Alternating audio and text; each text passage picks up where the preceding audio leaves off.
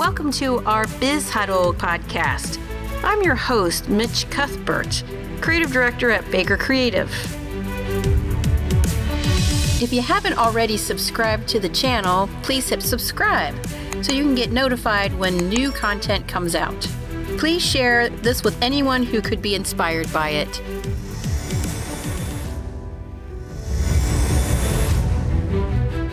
Welcome, Sister Jean. I'm so excited to have you on our podcast. And I'm excited to be here today with you, sharing whatever information you're going to ask for and to get to know your station a little better and even your people. Awesome. So what drove you or what inspired you to be a nun in the first place? Well, of course, God did. When I was in third grade, I realized that I wanted to be a sister. Before that time, I was thinking of being a teacher, but then when I had the first BVM sister teaching me, I thought, well, she's a sister and she's a teacher. Why can't I do that? And she told us, she was very open about vocations, and she said to all of us in third grade, well, you're not too young to be thinking about what you want to do when you grow up. And so I thought, well, I know what I want to do. And so she said, pray to God every day that you find out what you want to do. So every day I would say my own prayer and say, God, please help me know what I'm supposed to do, but say I'm to be a BVM sister. I kind of wanted to push God to come my way, as well as he wanted to push me to come his way. And I never changed my mind. The older I got, the less I talked about it, because some kids would have thought, oh no, don't invite her to a party and she's going to be a nun and all that kind of stuff. So I didn't talk about it until I was a senior in high school then, but I never changed my mind. What would people know, just for the folks that may not be Catholic, what's BVM mean? BVM is Sister of Charity of the Blessed Virgin Mary. That's the full title of our congregation. And our mother house is located in Dubuque, Iowa. So I had to go to Dubuque, Iowa to learn how to be a sister. Was there any type of mentors or any role models that you looked up to, during the process? Oh, I would say my third grade teacher was always a role model to all of us, no matter what she did. She was very young and beautiful, and we just thought she was perfect. And we later found out we were her first class that she ever taught, but she was a good teacher too. So she's one of my role models. Another role model I had was one of my principals. In fact, all my principals, but one that stands out most is Sister Mary St. Florence, and that was in St. Charles School in North Hollywood. She was way ahead of her time. She believed in departmental learning. So we were doing that in grades 4 to 8, where, for example, every sister started out with her own class, and then we changed, and I taught math like in 4 to 8. And somebody else came to my room and taught English and so forth. We exchanged. The teachers exchanged rooms, not the children. The only time the children changed rooms was when we did the California reading test, and we changed them according to their reading levels. And they liked that, or they liked moving out of their room and into another room. So how do you, explain to people your role at the university and how that ties to the students and the team? When I first came after Mundeleин's affiliation with Loyola, I was assigned to the School of Continuing and Professional Studies. Now that is a school of the university for adults 25 years and older. And so I became an academic advisor to them. And that was very happy. I was very happy there and joyful. And I was also doing chores. I was chaplain to the young men and women in the bus line, a shuttle bus line, meaning that I talked to them they came in and stopped in to see me. I kept them in line going to the bus so we weren't crowding the street sidewalk and such things as that. And then Father Garanzini saw me one day and said, "What all did I do?" And I told him. And so I was moved up to Lakeshore campus with adult education group, because we had two sections, one downtown and one at Lakeshore. But then I was moved into the younger students getting their degree.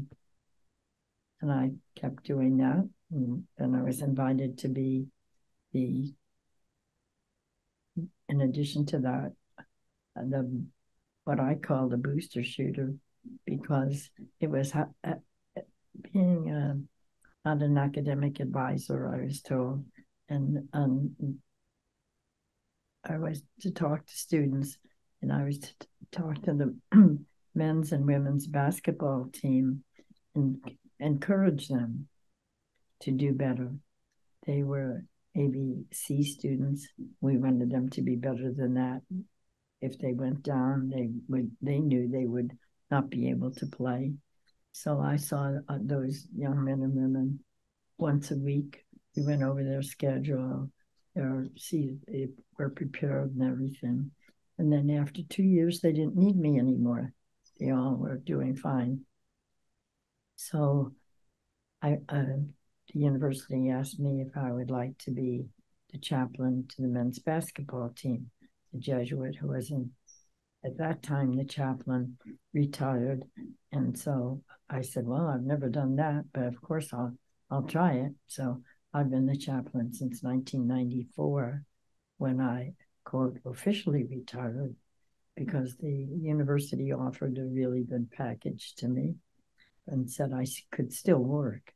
I didn't have to leave. I could still work, which I did.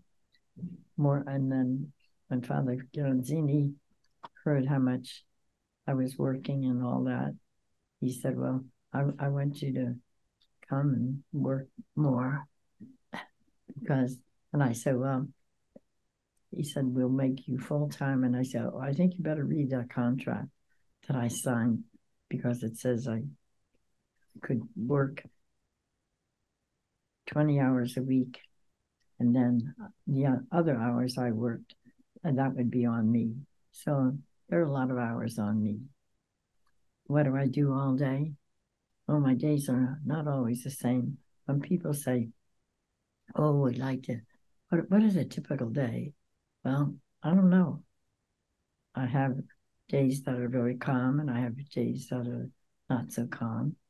But I keep my door open, my office door open, and my office number is 123. And that's very easy for students to remember when they cut through this student center and go to the dining hall or go out and study in front of my office or whatever. These young people today prefer not to make appointments. They'd rather just come in when they feel like it. And so I like that too. And so, Sister, what's the biggest challenge you see from these students? Well, it changes. This fall, when these students came in, they had been in COVID situations and remote learning for so long that they were like little jumping beans, because they were so happy to be here in person. And they just were, it was unbelievable to watch them out here, because I have a window in my office and I can see everything that's going on besides having my door open. The faculty did a great job in giving them many projects to do, group projects, which helped them make new friends. The projects were very diverse in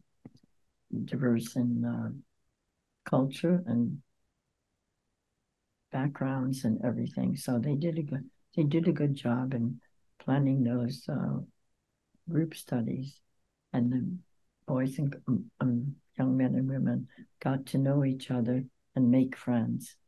And as I question them and they come in to see me, I say, freshmen always come in twos. They don't want to come in alone the first time they see me. So they come in twos for support, I guess, of each other. And I know that when they come in, first thing they really want to do is take a picture because they have their phones in their hands. And before they go, I say to them, would you like a picture? Oh, that would be wonderful, Sister Jean. I said, well, that would be wonderful for me too. So we have pictures taken. But they come in and say good morning. And then we talk a lot about school.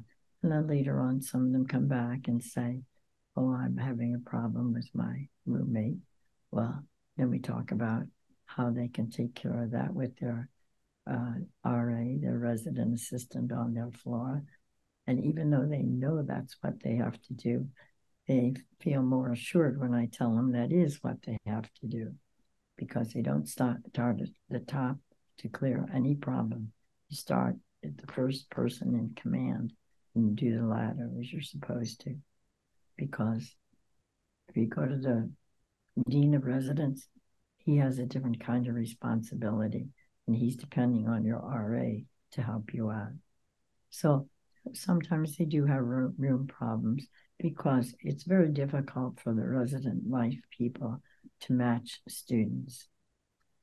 Many of them ask for their friends that are coming from their same school. Some don't have people coming from the same school or friends coming from other schools in the same city.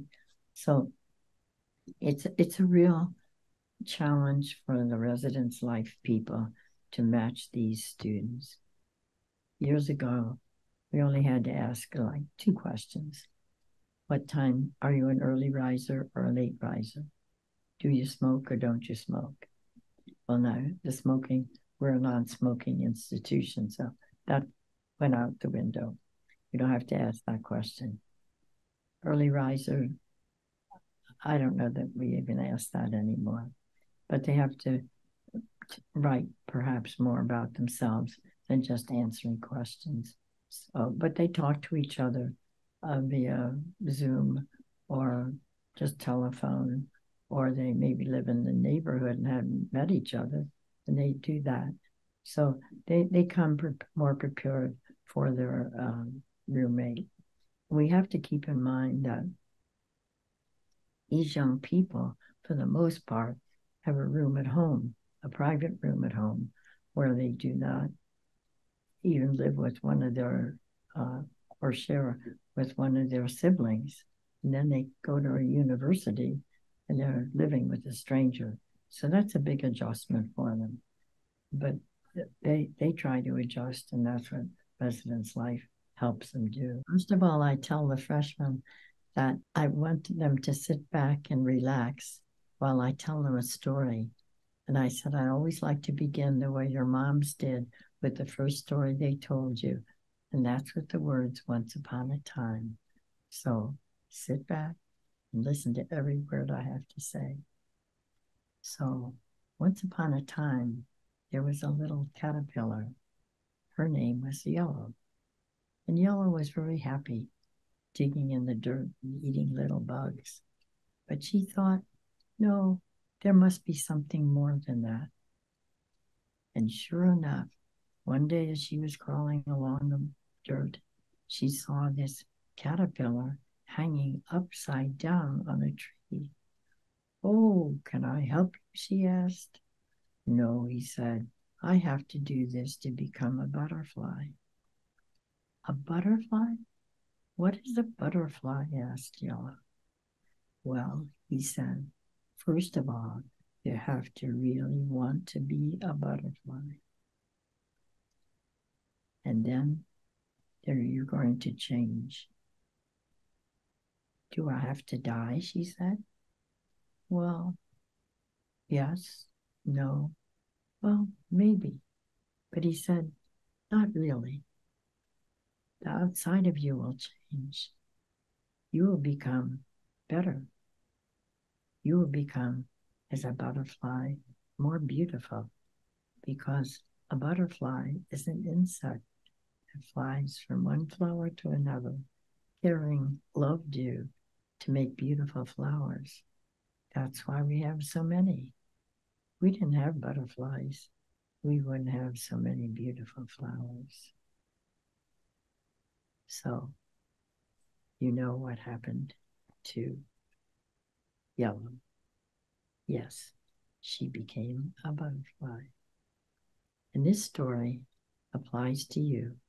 You're going to change. Your parents are going to recognize the change. Your friends and relatives are going to recognize the change. And that's what's going to happen to you at Loyola University, Chicago, where you will become an extraordinary person. You are the window through which the future lies. And you are the ones who are going to be our directors of schools, churches, institutions, businesses. So remember the story. Please do. And now I would like all of the parents to stand up and face your young men and women you've sent to Loyola. And I want you to raise your right hand over them as I pray. Good and gracious God, take care of these young men and women. These young people have been entrusted to our care to work with parents in the development of their children. They are the future. They are the ones on whom we're going to trust. So God bless the parents, relatives, friends, and God bless you, you young people of Loyola.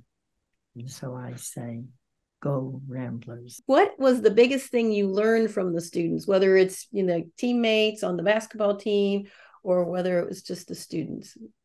Well, I would say I learned a lot from both. As I watch the basketball team, I see them developing their character, their body language, their play on the court, their teamwork. And I know that they have values because they study the Jesuit values of taking care of themselves, taking care of others, or being concerned about others, being globally aware and knowing what's going on. So I realize that they have their studies to do, that they have their practice to take care of, that they need to get to know each other. They have to play as a team, otherwise they're not going to be successful.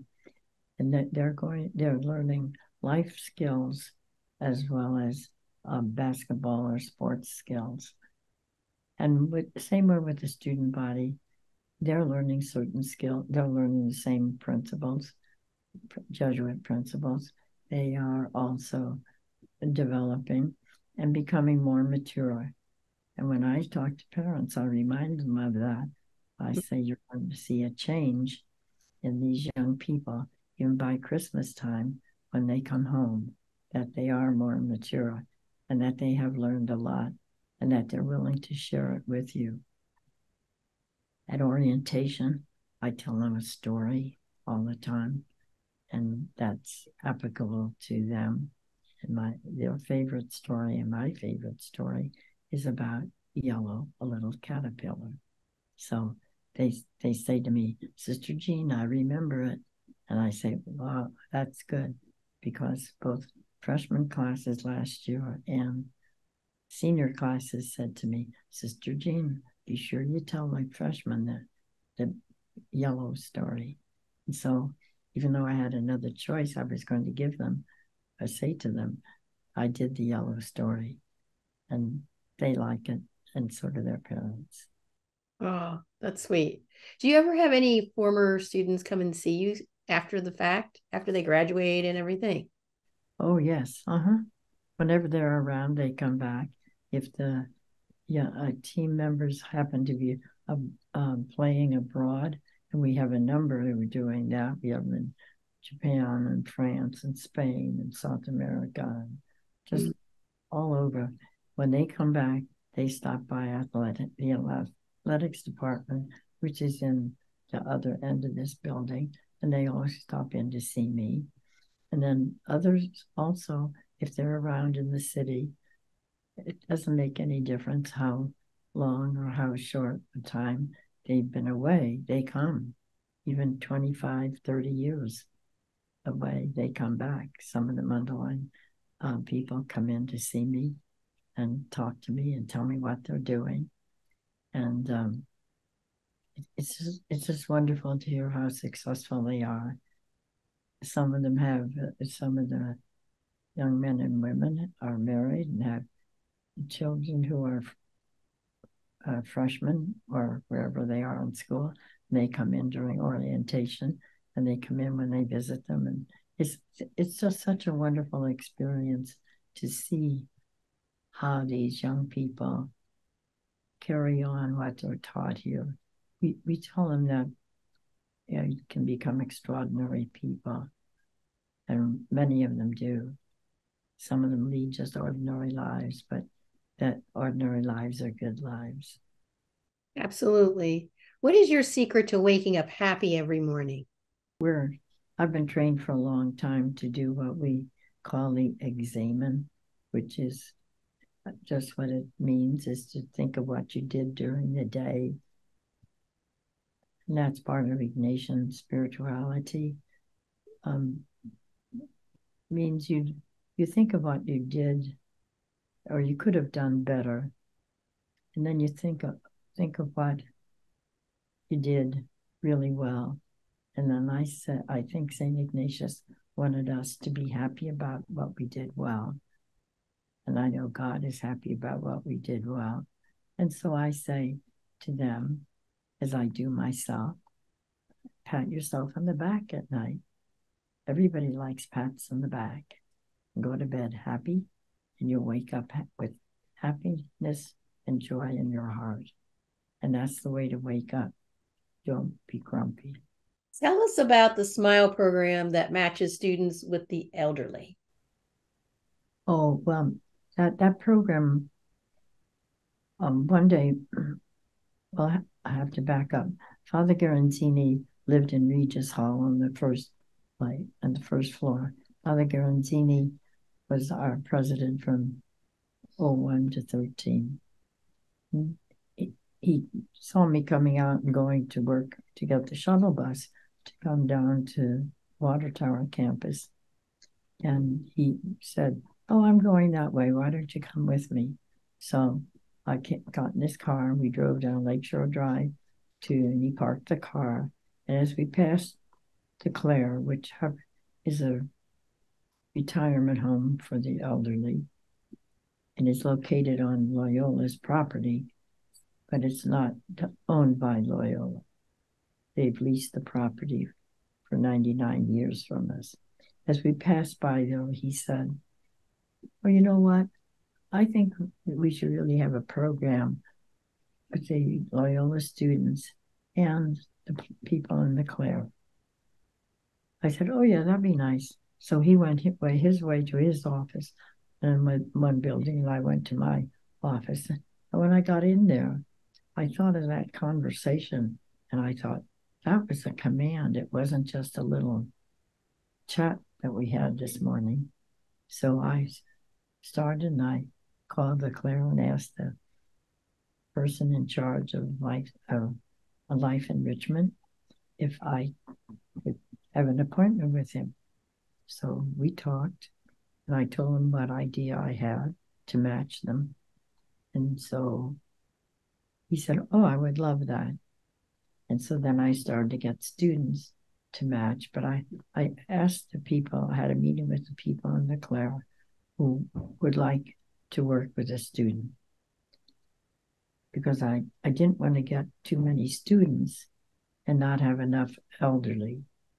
So I chose the people in the Clare first.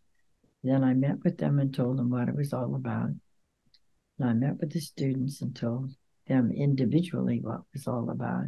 Would they like to do it? And I told them we were going to have a little social. The Clare was going to have a little afternoon social. So we went over there and I kept my eye on how these young people were, interacting with the elderly. And then I made my decision on how to match them up. And that worked. The word smile means students moving into the lives of the elderly. Mm. I actually took the name from what the students in New Orleans, our school in New Orleans, does. I like the title. Their program is different because they went to hospitals. We did not. So what they did with these students, what the students did with the elderly was that they visited them at a convenient time for both of them. There was no fixed time on the calendar that they had to do. It was at the convenience of both of them. And so these young people would do that, make an appointment with the person at the Clara and visit in their room or wherever they chose to visit. They would also sometimes, we had one who even went to the doctor with two ladies. And then he also went to the banker with them, and he went to their tax man.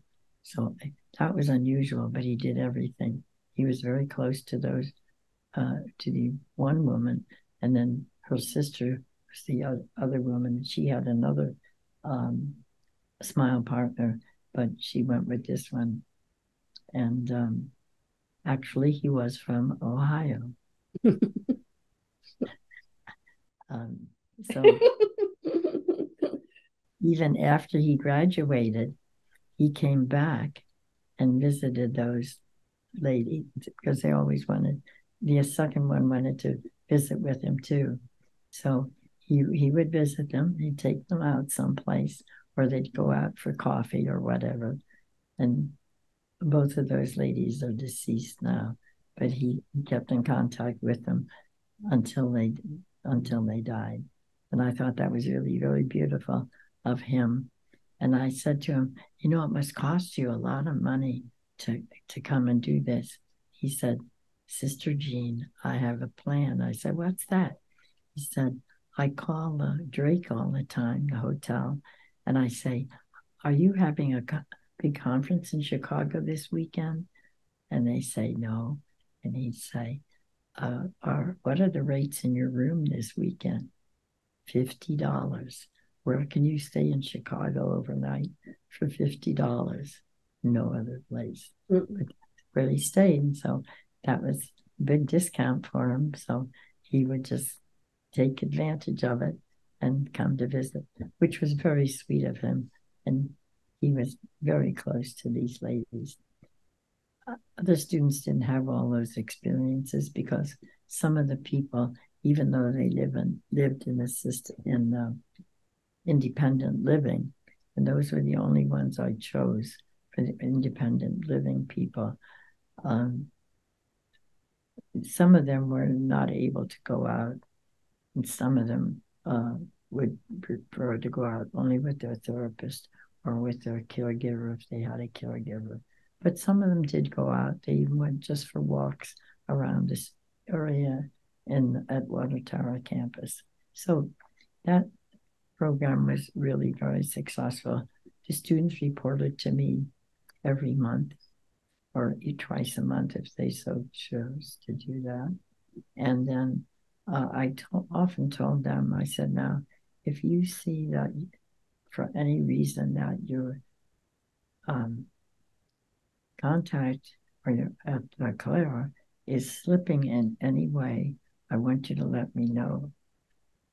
I don't want you to tell anybody over there, but I want you to let me know so I can inform the proper person. And of course, that happened.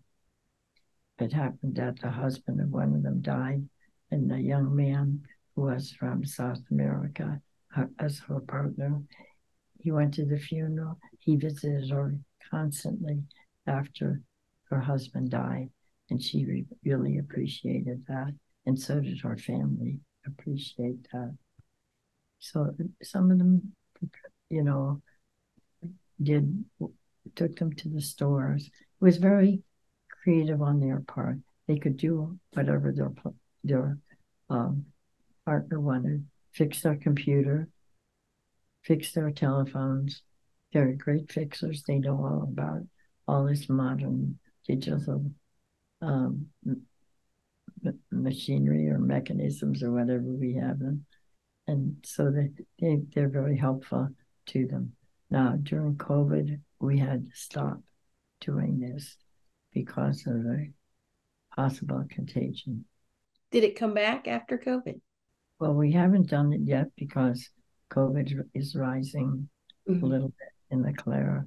And we're just, as soon as it's possible, when they tell me I can do it, I will start again. And in the meantime, these students some of them graduated. And in the meantime, some of the members of the SMILE program have died. So I have to be careful when I start again, because it'll be a new start. So let's switch to the basketball stuff. Are you still scouting for the coach when it comes to players, or you kind of stepped back from that? Oh, I don't scout for the coach. Oh, okay. The coach and the assistant coaches scout for themselves. No, I do my own scouting, and the coach doesn't mind that at all. He's a former coach, because I know we're on the same page, and I just strengthen in my prayer before a game, which fellas they should be aware of, and why they should either stop them from making threes or be sure that they guarded them properly and so forth. So mine is very informal. The coaches are very formal and more direct. So was there anything that surprised you when you being a chaplain of the team? Oh, really not. I got to do my own job description, really, because I really didn't know what a chaplain would do. But then I just made up my own thing. I make myself available, and if they want to come in and talk, or if I want to see them, I send them an email. But I made my own program, and that I do go before they begin in the fall. I go to some practices. I've gone to 4 practices now, and they've improved a lot. I'm not going to tell you what they did, because in case those people in our conference hear what I'm saying, I don't want them to know what we're going to do. And I understand. We're going to be better. I know that. So be where you A10 people. I understand. Anyhow, what I do is pray before the mass, before the tip off on the court, and I pray with them very informally. But I ask them that neither team have injuries, and that these young men play with their hearts and their minds, and their hands and their feet, do all the things the coaches have taught them. I tell them which numbers I think they should avoid, and then I bless their hands before they go out in the court for the final warm up and then play the game. And after the game, I wait for them. I don't go at halftime to the locker room. That is time with the coaches. They can use their own language and whatever they want to say. And I know they'll do well in that. But I just stay on the court. I sit in what we call a tunnel so I don't get hit by a ball. And I wait there after each game to congratulate them or to let them know I feel bad about it if they've lost. Then I also, before the game, I say a prayer. Tom Hitchell wheels me out on the court, and I say a prayer with the fans, very similar to the one I say with the team, but different because I don't do the scouting report to to the fans. However, some of them ask me what it's all about before they go to their seats, but I don't tell them either. So that's important, that we pray. And we have, last year we had a full complement of students there, even waiting in line an hour to get the seats they want to get. So the students are very interested, and we're very happy for that. And part of it, again, is because they were deprived of many games in high school because of COVID, and none of us could have sports. So, but now to get back to the end of the game now, and then at night I send an email to the coach congratulating him or telling him how sorry I am. And the next day I send an email to each of the students, each of the team, I mean, and that body of the letter is generic, but there's a little special note at the end of the letter that only the team member sees and reads. And I send that off to them and tell them their little one at the end tells them how well I think they did or where they could improve. I never say you play horribly, but we don't have them playing horribly. They all play with their hearts, their minds, their hands, and their feet. So you give each person individual advice, I mean, truly, which takes a lot of thoughtfulness and a lot of caring. That's wonderful. What's your next goal when you think of moving forward? It's still to keep in touch with the general student body, especially those who are sitting out in the student center because they have access to me. And my next goal is I'll be wheeling around here in the student center, chatting with the students because most of them are all finished midterm exams now. And I want to know how they feel about it and if they did well or if they didn't do well, because they should all know their grades that they got in their exams. They don't have to share the grade, but I just want to know if they did well or not. And then we build on from there. Before we know it, it's going to be the end of the semester. And I give them little prayers to place on their desk when they're taking their exams.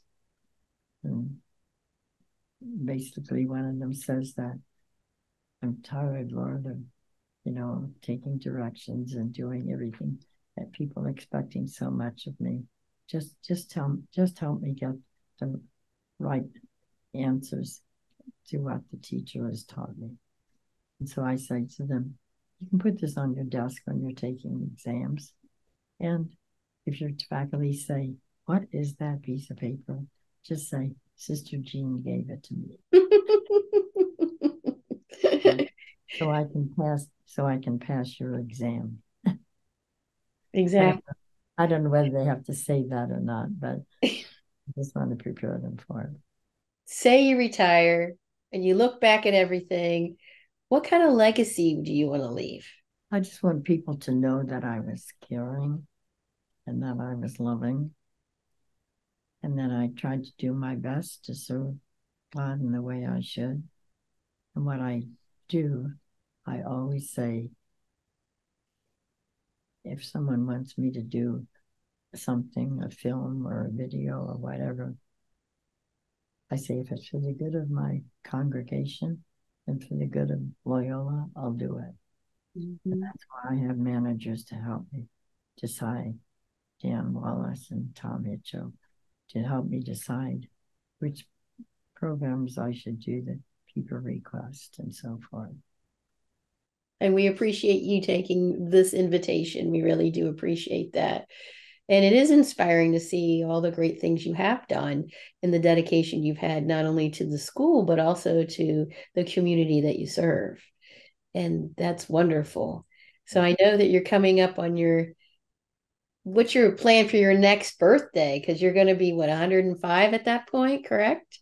That's right. Oh, I don't I don't really plan for that, except spiritually and mentally and emotionally and all that for my birthday.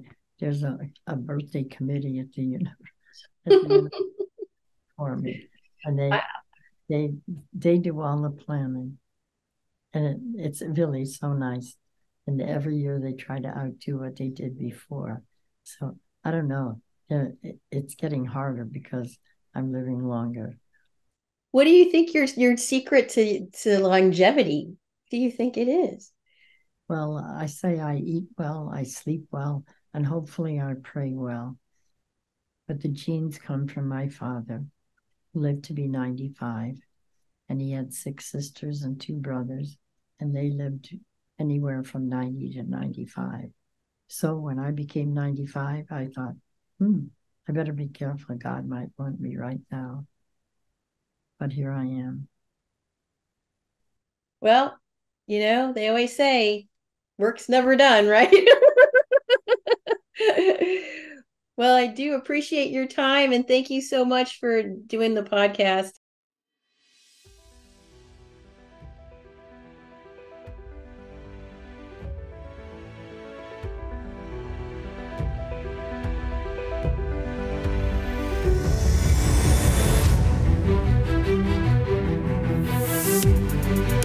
If you haven't already subscribed to the channel, please hit subscribe so you can get notified when new content comes out. Please share this with anyone who could be inspired by it, and feel free to post any questions so we can be inspired by new content. Thanks for listening.